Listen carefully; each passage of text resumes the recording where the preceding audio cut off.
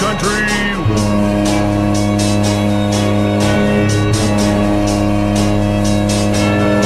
Welcome to another episode of Let Us Be Heard. What's up, Moose fam? Calling back here for another episode of Let Us Be Heard. Joined, of course, again by my friend and co-host, Dale Hubley. Dale, how you doing, sir? I'm good, Colin. Good to be back, buddy. Sorry I missed the last interview with Sam Madgett. Oh, good. It was great. Sam's a gem, man. He was a great guy. Good guy to interview. But tonight we have a former Moose coming on. That he's gracious, man. I had to bail out the last interview, and he's agreed to reschedule with us. So I'm very, very thankful to him for that. Yeah. We got former Moose Ryan Hillier, better known as Hillsy to some of the fans and to his friends. Yeah. Now, he used to work for you, correct? Yeah, he joined me for summer landscaping just because he had to get out of the house. He was bored, so I was more than happy to take him on, and we chatted hockey all summer. That's a great connection to have, man. It's funny. Speaking of connections, I was just going through Hockey DB as I was researching Hillier, and I noticed that there's a lot of his teammates for the 4 years that he was with the Moose that actually have been on the show. We got Kennedy, we got Swanee, we had David Bryan, we got Corms, Justin Saunier, just to name a few of the great Mooseheads that played with this gentleman.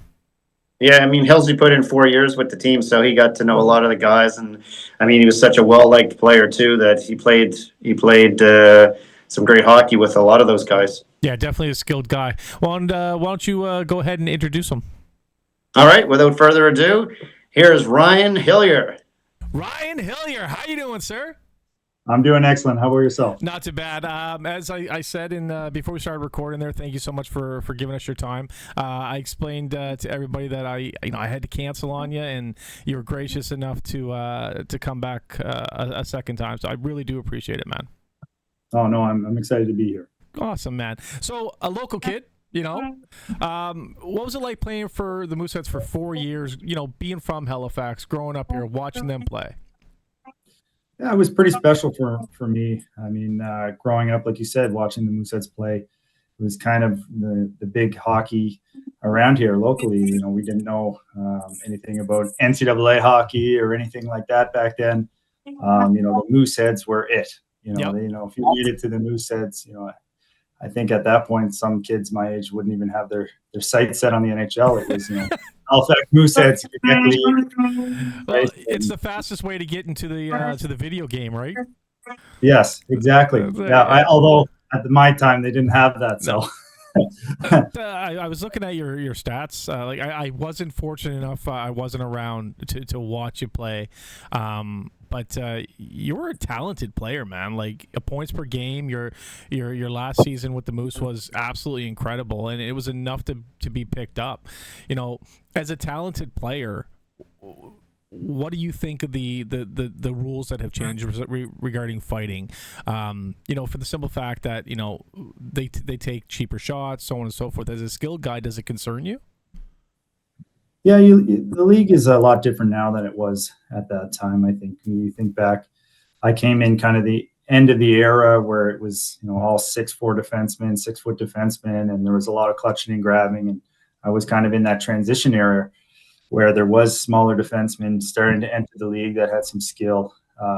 But we did have those tough guys still, the Kevin Cormiers and those guys around the league. So I was able to kind of play without any worries, and I never had worries. I think I might have told Dale this story in the past, but I had a player once apologize to me for throwing a big hit on me because Really? he was nervous of Big Kevin coming after him.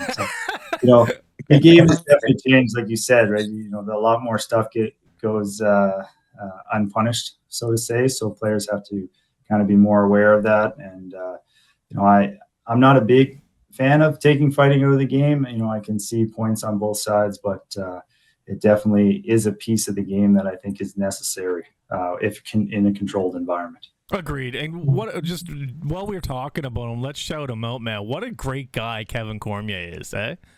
Yeah, he was the best. He Absolute stud.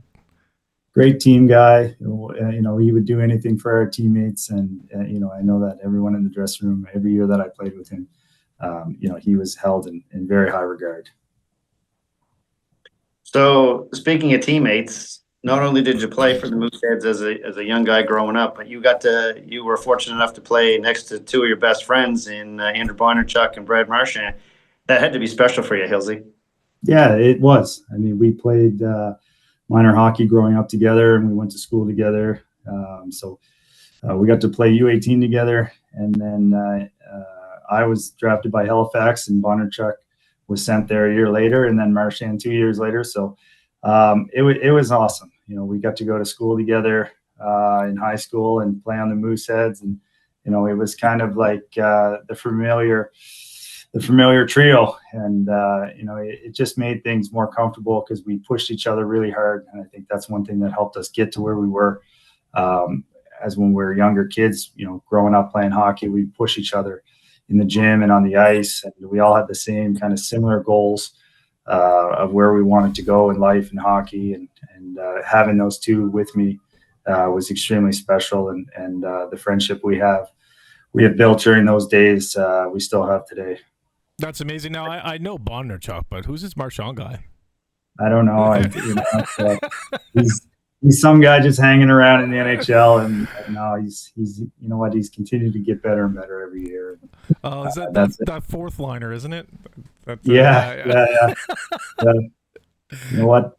He had no doubt in his mind that he would be where he's at, and all hats off to him. He never stopped working at it, and he still works at it every day. All kidding aside, I think he's an incredible hockey player. I'm not bagging on him by no means. No, I know. Yeah, what a lot of people do, but he's a very honest guy, the most loyal human I know, and he helped me get to where I was in my hockey career by pushing me, and vice versa. But watching him play and continue to get better every year. We watch him in the summertime when he comes home and he trains with us, and it's truly remarkable that at 36 years old he can still play the way he's playing and continue to get better every year. Yeah. Who's not complaining about him? People who have him on their team. Exactly. He's a guy, and his price tag right now, I think every team in the NHL would take him in a heartbeat. So we know you played with some crazy guys. So is there any crazy road stories? Oh, that's a yes. What's the rating on this show here? When I post these videos, I post not for kids. Like that's an option. Yeah, so don't worry. Oh, holds bird. Give it to him. Come on. But we were young, and as young kids, the league is a lot different now. You can do a lot less now than you could do back then, and the social media and everything has exploded. And there was no Instagram and stuff back then, so I had a Nokia flip phone, so we had fun. We had our goals, and we had our road trips were fun, just being with the guys on the bus, and there was times where we were allowed to let loose in different cities, and that's fun for any 17, 18-year-old kid to get to experience, and we had our fun. That's a very diplomatic answer. I love it. Yeah, PG. That's a PG version. Yeah, that's a PG. So, Hilsey, you were drafted by the New York Rangers. Take us through that day that you were drafted, like the whole process of, you're probably watching on the internet, or were you in the stands? How did that all transpire? Like, what was your day like? Yeah, it was a weird draft for me. Or for my story, I should say. The draft was in Vancouver. In Vancouver, I have family that lived there. My aunt lives there, so my family decided we'd make the trip. I figured I would go somewhere in between where I went here. So we thought, it's a pretty special thing to be drafted. So to go out to Vancouver and get to visit and see that side of the country, and also get to, hopefully get my name called, which it was. But it was pretty special, and the Rangers were not a team that I thought would pick me. I went to the combine, the NHL combine before that, and I think I met with most of the teams, if not close to every team. And the only thing I remember from my interview with New York was it was very short. I walked in and they asked me about the Trailer Park Boys and if it's a real trailer park. Wow. And then they made me stand back to back with someone and see if I was really as tall as the program said. And that was my interview. And, some of the other interviews were, 15 minutes to 45-minute long. And so when they called my name, I was kind of surprised and kind of a little bit shocked that, they did. But, it was definitely a surreal feeling, and it was great. I had my parents and my brother there with me, and it was a pretty special moment. That's amazing. Speaking of Trailer Park Boys, I literally just ran into JP Julian yesterday at Sobeys here in Cole Harbour. Yeah. Yeah, you can find them on. I think my first year at training camp, Tom Rennie was the coach, and in my exit meeting, he said, we like we're going to send you back to Halifax, and tell me about the Trailer Park Boys. Like it was just like one of those things with the American teams that they would always ask about the Trailer Park Boys. It was pretty funny.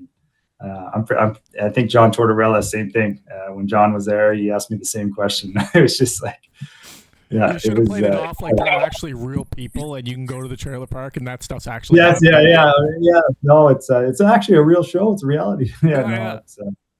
That's amazing. So after playing 2 years at SMU, where did your hockey career take you? Yeah, so I had a hip surgery in my second year, or following my second year at St. Mary's. The year after that, I kind of got into a little bit of color coordinating with Chris Abbott here with the Halifax Mooseheads and Eastlink, and it was awesome just being involved in the game and seeing it from up top and calling it. And at the same time, I was doing some video coaching with St. Mary's with Trevor Steinberg and Tyler Nogler, getting to kind of watch the video of the games and dissect them with them.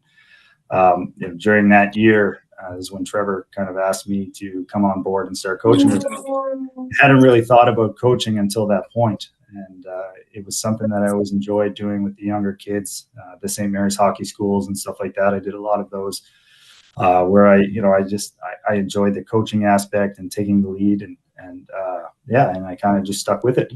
So I've been coaching ever since. I was there for 4 or 5 years at St. Mary's, and at one point I had an opportunity to move to prep school, kind of the U18 level that I really enjoy. You can teach those kids so much at that age. And was that down King Edgewood? Well, first I went to Newbridge Academy. I was there for a year, and then the school went under. So I went over to King's Ed. It went under. So I was very lucky. I got the job at King's Ed Show with former Moosehead assistant coach Jeff McLeod. So I was That's awesome.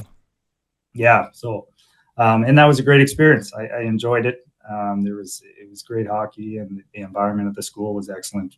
Academically, the school, really pushes that and prepares the kids for university.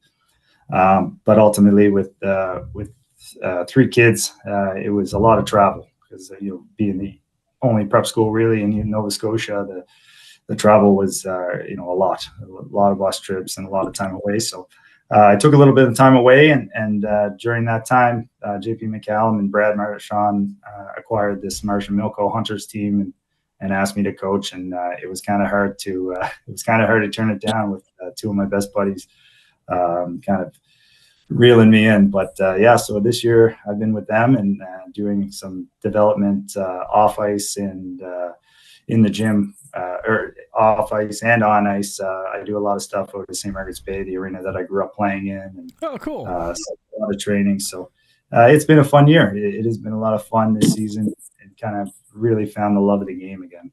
It's funny you mentioned that you played with a sore hip. I don't think the general fan knows exactly what you guys put your bodies through at such a young age. And hockey players in general play with an eyeball hanging out. Like, you guys are crazy, man. I love it.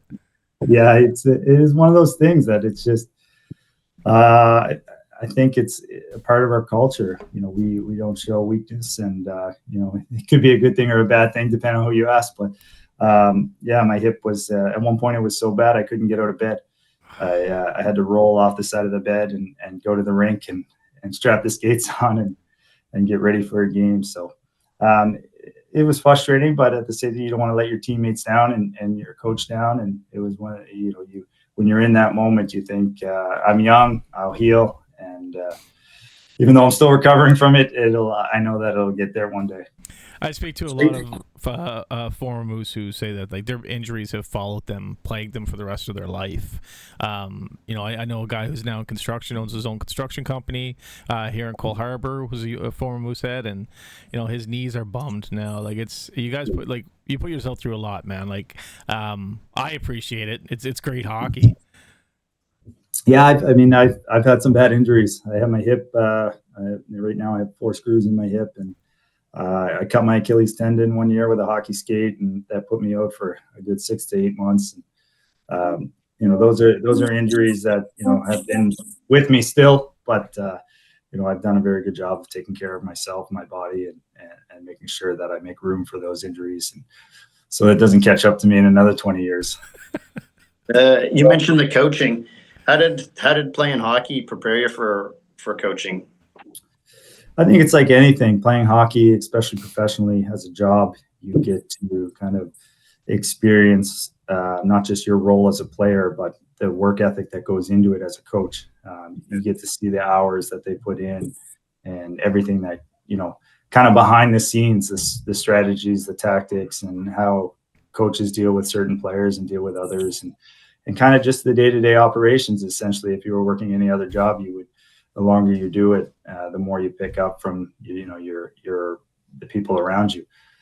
So I think that's one of the biggest things that helped me prepare for coaching, was kind of seeing the behind of the scenes and how it works, and experiences. I think experience in the game of hockey is huge, and it's something that if you're a player or a coach or anything, you always want to learn. So I'm doing this now for almost 10 years, and I'm still trying to learn as a coach and how to different tactics and strategies, and you always want to be better, so you're always kind of have your learning hat on, and it makes a big difference as the time goes. So with the teams that you played for, who would you say was your best coach, or who you probably learned the most from? That's a good question.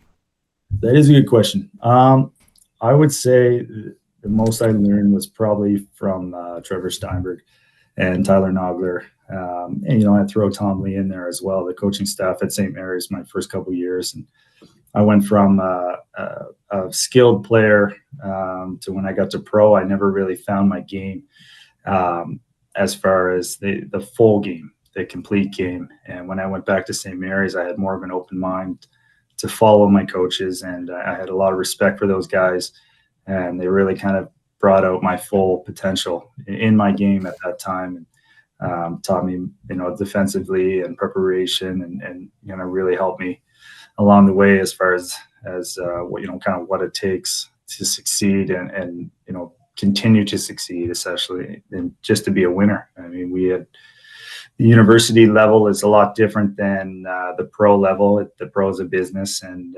you got to win. You have to win. That's the goal, right? And if you don't win, then they make changes. Where university level, the players are there for each other, and the coaches are there for you, because this is our group. We're essentially, you're stuck with this group for the year, so let's see what we can get out of each other. It's funny. I think most people would think that your first love would be hockey, but it seems to me your true passion is coaching.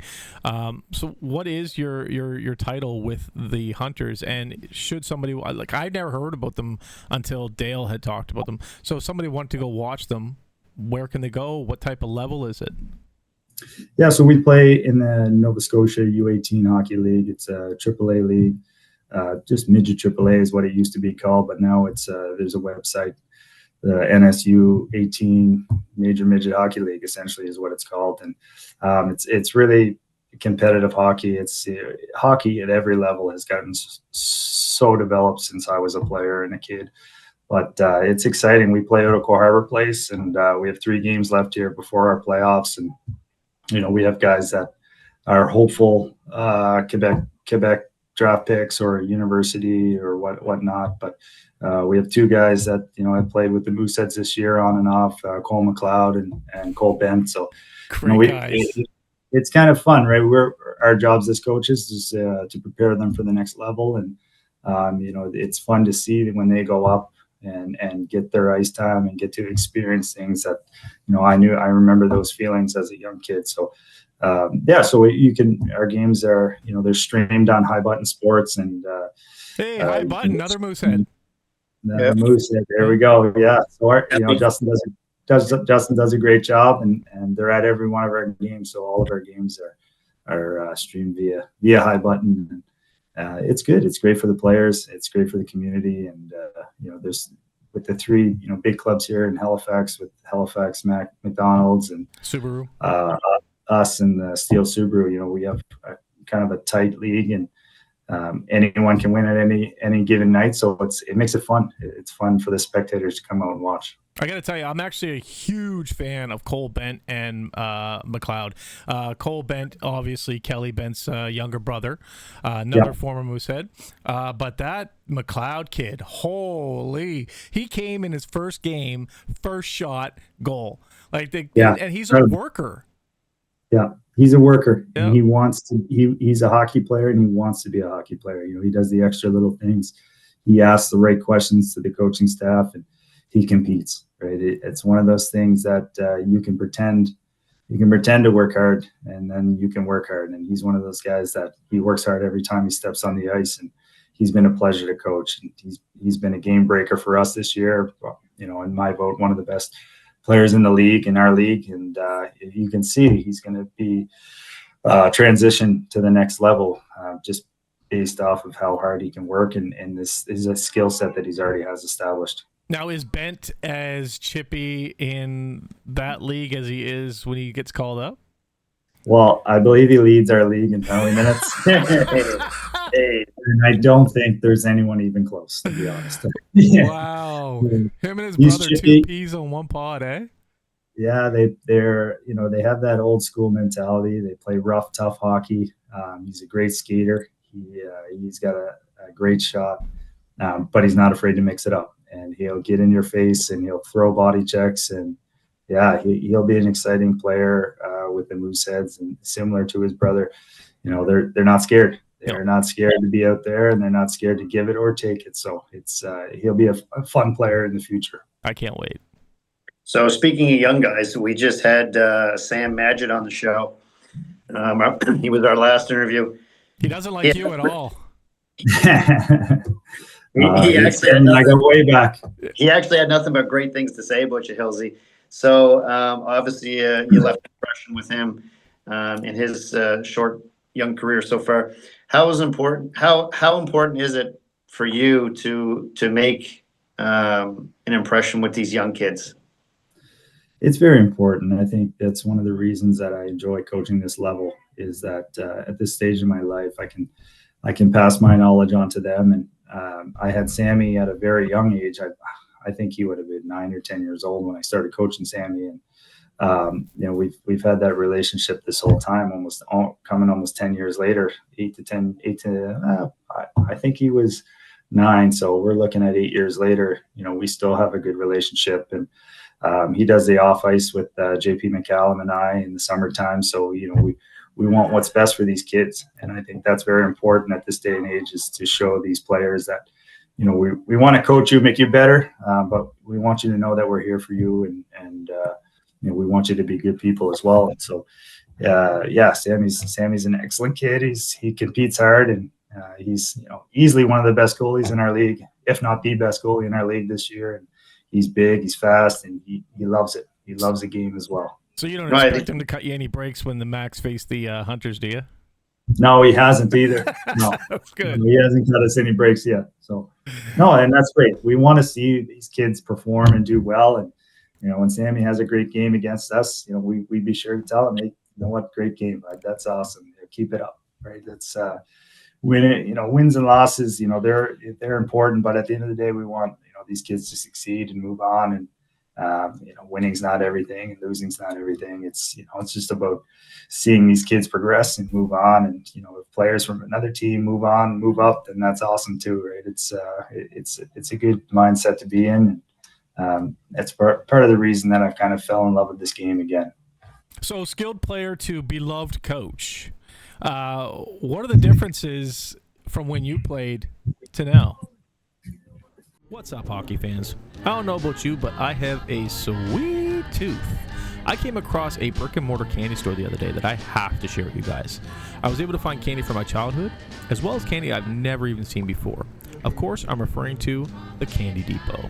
With locations in Dartmouth Crossing and Mountain Road in Moncton, even when we're up there thrashing the Wildcats, we can still get our candy fix. Stop by and also check out their selection of toys and Funko Pops. Tell Mike the Moose fan sent you.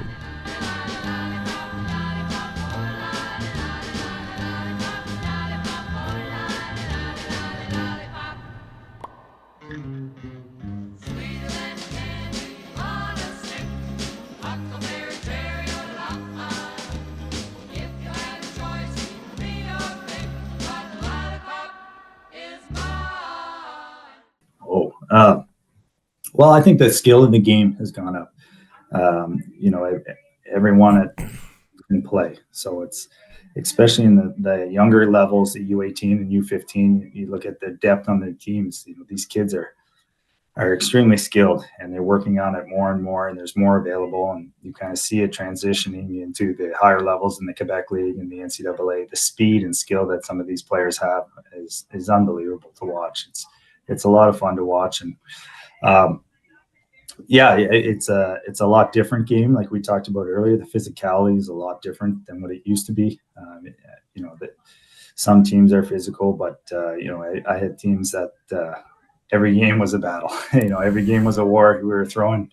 You had to hit, even if you were a skilled guy. You were hitting, and I think it's exciting to watch. It's exciting to watch some of the skill that these guys have developed. The Connor McDavids and some of these guys that have gone through Halifax with Nathan McKinnon and Drouin, and seeing the skill set that they brought to this organization. And it is fun. It's awesome. And I respect that as a player, and as a guy that was a skilled player, I see this generation of skill, and you're like, wow, why didn't I think about trying that move? Or why, sometimes you see some stuff and you're just like, how did they do that? And I get out there on the ice before practice coaching, and I'm messing around, and I'm trying things that I see these kids doing.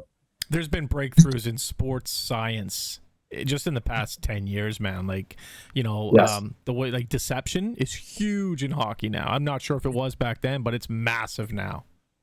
Yeah, it's huge, and the deception and the knowledge of the game has come so far, in teaching the knowledge, and they start teaching it a lot younger to these kids these days. They're running systems before U13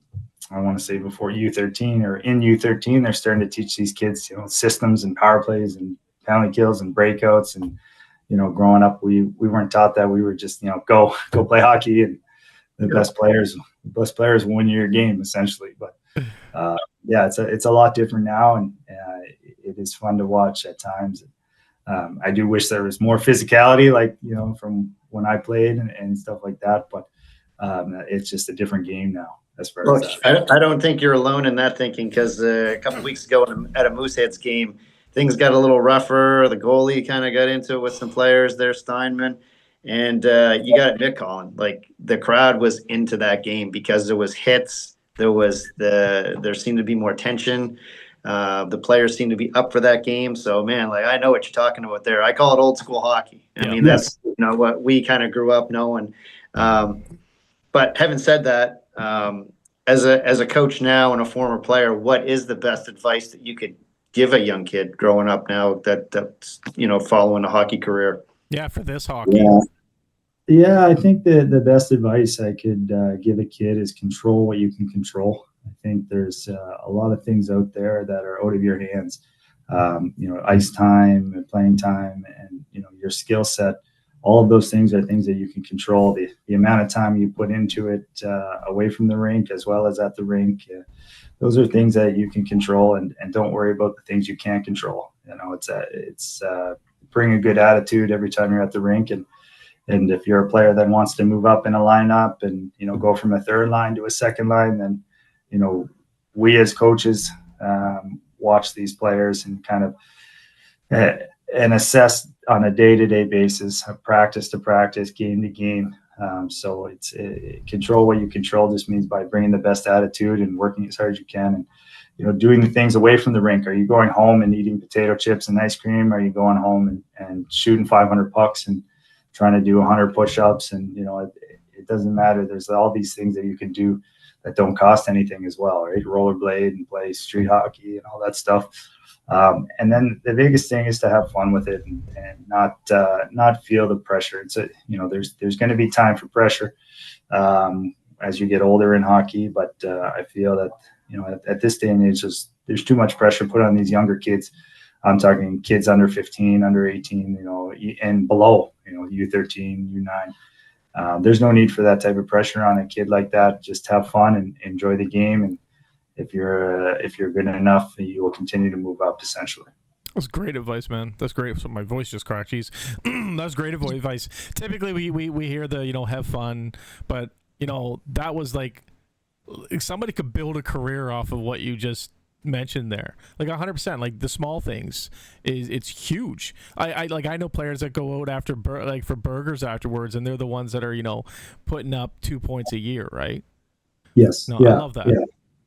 Yeah, and those are the it's one thing to say it, it's the other thing to do it. Yeah. And you get players all the time, and I hear players all the time at every level. It doesn't matter what level it is, saying, "Oh, well, I want to play on the power play," or "I want to," well, what are you doing to prove that you're able to do that? What have you been doing, right? And I coached a kid once at King's Edge Hill that in his first year with me, he might have got maybe 1 to 2 shifts a period, and there was 2 guys in the same boat, and the one kid, he came to me and asked me what he needed to do, and I told him, and then I think I had the meetings back to back, one after another, and then one of the kids every single day was the first guy on the ice working on what I had told him to, and not just one practice, every practice for the remainder of the year, and the other guy wasn't late for the practice, forgetting things.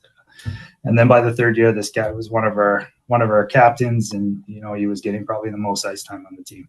Yeah, that's not hockey lessons. That's life lessons, man. Like that's show up.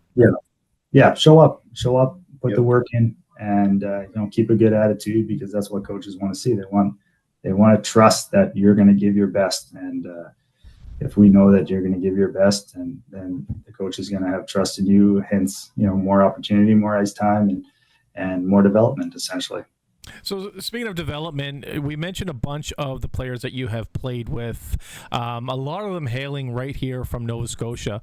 Do you, with the amount of population we have, what do you think, where does all the talent come from in hockey? Is our programs, the Red Wings, the Flyers, are they just that good at developing young minds?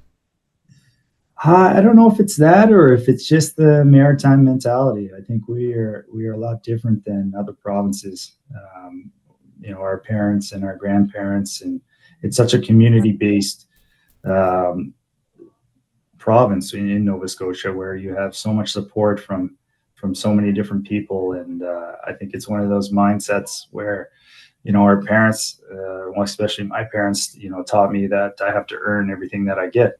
So, I think it's more so a mindset and a competitive edge that we have out here in the Maritimes, and not letting things get to us, or not feeling that entitlement that, some of the other provinces or countries, you see that. And I'm not saying all of them, but some of the other provinces, you run into a lot of kids over the years from different areas. And, the Maritimes always seem to have, good team guys that are kind of willing to do anything for the team and for themselves to get better.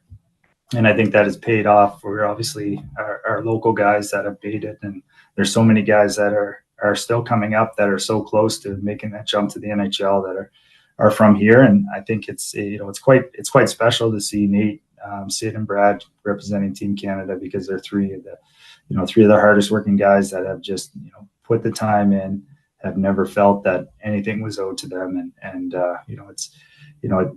people say like, oh, it comes easy for them, but they don't see the hours upon hours that they put in daily to be where they're at now. Yeah. Agreed.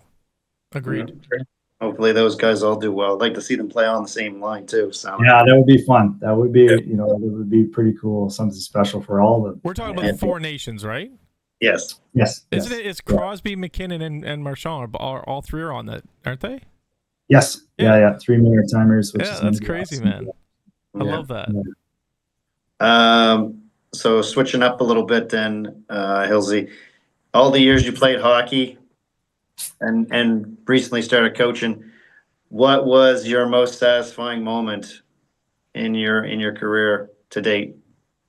That is a tough one. I think I have a lot of great memories over the years, and one of my favorite memories goes back to when I was playing U15 hockey.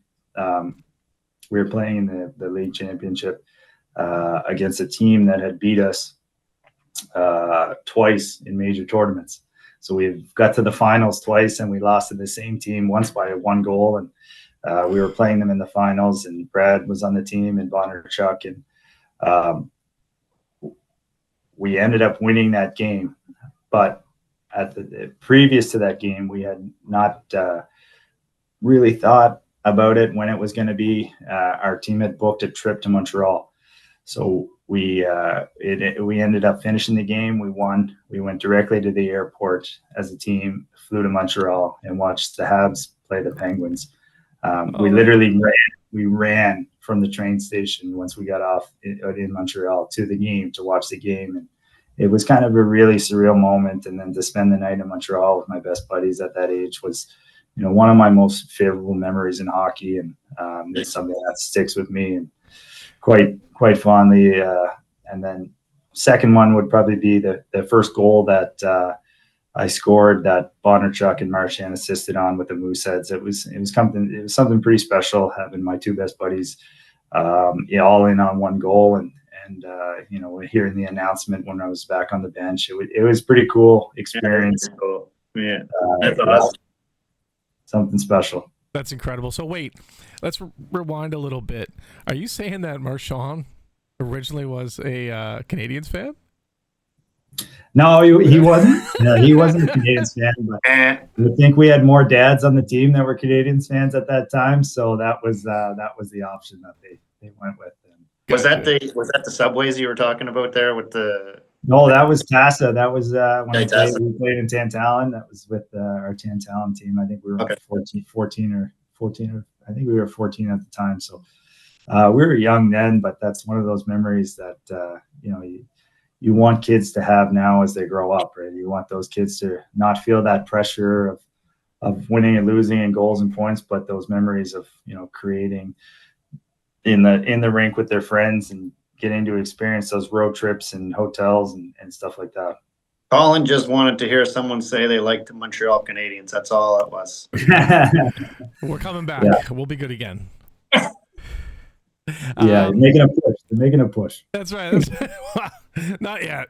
We're a couple years away from that, but so you're still a young guy. You're 36, 37? 37, yes. 37. What's next? What does the future hold for Ryan Hillier? Well, right now I'm just working on continuing to coach this team with JP. Myself and JP work at Factory 63, obviously named after the big 63. But so we do a lot of off-ice training for hockey players and, kind of all ages, really, from 11 years old right to the professional game. It's where Brad trains in the summer and when Bonner-Chuck comes home. So that's what we're focusing on right now. And, just spending time with my family and my kids and, coaching a team that plays locally has been a great experience for me. And at this moment in time, that's what I'm going to stay with and enjoy and just enjoy every moment. And just try to be present and who knows what will come as my kids get older and hockey. But right now I'm enjoying this moment. Love it, man. I love it. I wish you nothing but the best of luck, man. As much as I would love to see Magic, bring home another win this season, I'd much rather see a Cole Harbour team on the top at the end of the season. Yeah. Awesome. Yeah, they have a good. You know what? It's going to be very difficult. They have a very good team, but like I said, it's one of those leagues that anyone can beat anyone in any game. And I think every team has lost to every team in this league at some point this season. So it makes it exciting. It's fun. It comes down to preparation and who's ready to go, who's ready to play on it every night. So thank you. I appreciate that. I hope we can do it as well. Nice. So in closing, Ryan, anything you want to say to the fans? We always open up this part of the show to anything you want to say to former teammates, the organization, the Mooseheads, the fans, for the years that you put here.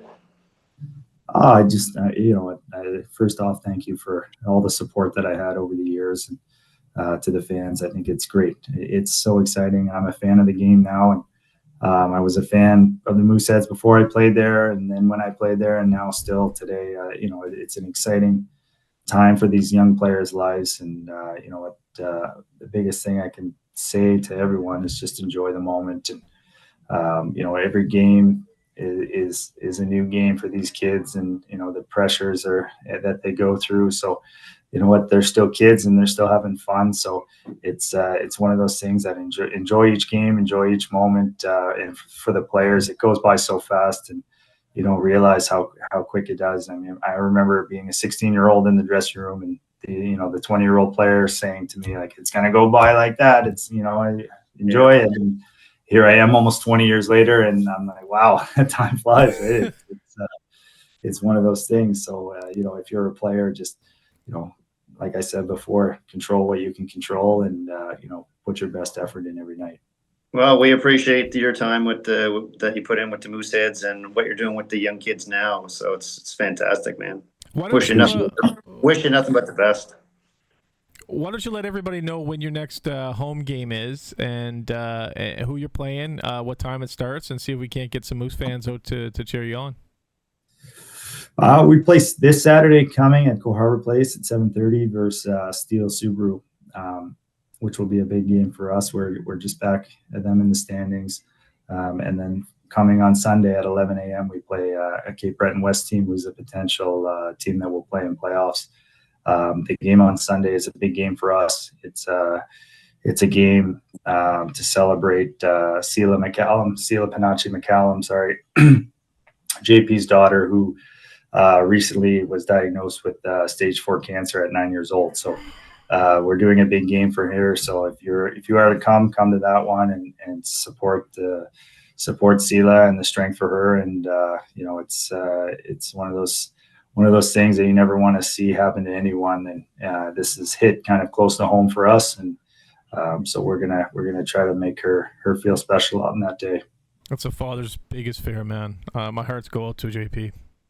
Yeah, definitely. Yeah, definitely. All right, guys. Ryan, thank you so much for your time. Again, for rescheduling. I really do appreciate you. Wish you nothing but the best of luck in all of your future endeavors. And thank you so much for your time with the Herd. I appreciate it. It was a blast, guys. Anytime. That was Ryan Hillier. Hope you're all healthy, safe, and happy out there. And as always, go Moose, go.